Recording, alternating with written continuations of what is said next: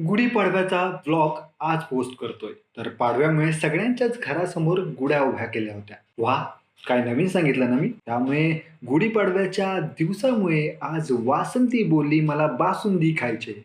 म्हणून आम्ही कसलाही विचार न करता थेट बाजारात गेलो आणि बाजारात पण सेम दृश्य. सगळीकडे गुढ्या उभारलेल्या होत्या. मग असाच आम्ही थेट बाजारातून बासुंदी घेऊन घराकडे होतो. तर म्हटलं, जाता-जाता किरव्याचा वडापाव खाऊया.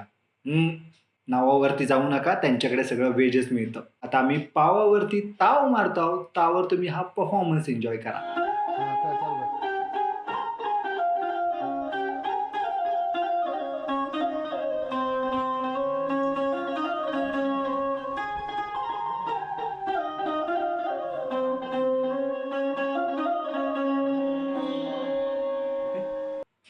बासुंदी आणल्यानंतर नंदीने आमचं ढोल वाजवून स्वागत केलं.